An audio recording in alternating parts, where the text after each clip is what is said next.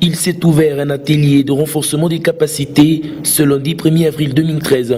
Celui-ci est axé sur la localisation et le renforcement des capacités des résolutions 1325 et 1820 au Conseil de sécurité des Nations Unies.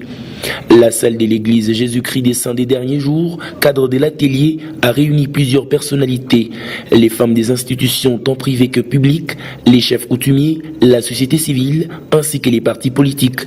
Avant tout, le mot de bienvenue a été dit par Rose Kessé. L'objectif général de cet atelier est l'élaboration de la législation locale intégrant les deux résolutions 1325 et 1820 dans le plan de développement communautaire par les différentes parties prenantes. Ensuite va suivre Mavik Cabrera Balessa, coordonnatrice internationale des GNWP, avant le mot de l'autorité. On this very important day in Likasi. Je suis heureuse et honorée d'être ici aujourd'hui, dans cette ville de Likasi. Here in DRC, where we are co-organizing this local. Cette journée est importante car ici à Likasi, c'est seulement la deuxième ville en République démocratique du Congo où nous co-organisons cet atelier sur les résolutions du Conseil de sécurité des Nations Unies 1325 et 1820. République démocratique du Congo, et je vous remercie. Vite, le décor change en un village pour le renforcement des capacités des participants.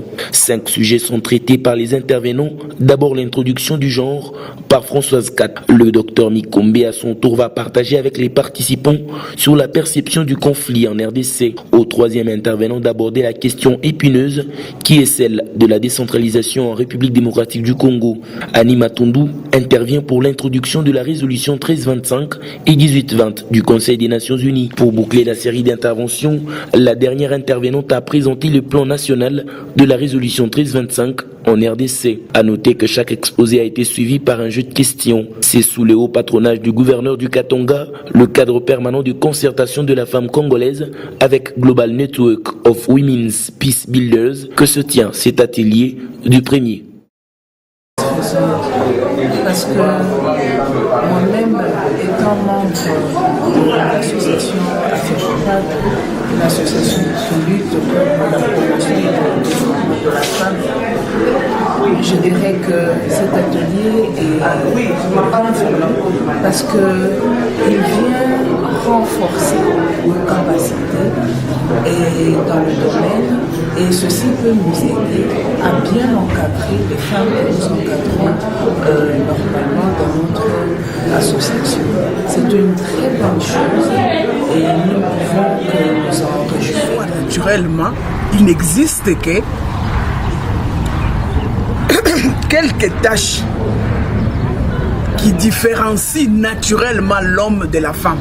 Le reste, c'est culturel, c'est par rapport à notre éducation réussie. Et ce qui est culturel, ce qui est réussi, peuvent être changés.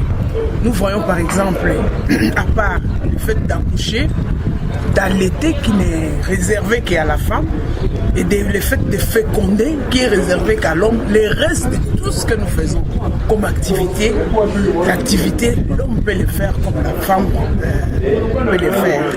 Je suis en train de préparer une conférence sur le féminisme. Alors, avec ce que je viens de recevoir sur le genre, je sens que ça va m'apporter un atout et ça va me faire un bon travail. Mais je ferai cette conférence-là dans des écoles. Parce qu'on nous demande de commencer par la base. Donc, c'est-à-dire à partir de la jeune fille. Il faut que la jeune fille comprenne ce que c'est les genres. À ce moment-là, l'avenir pourra maintenant vivre cette égalité.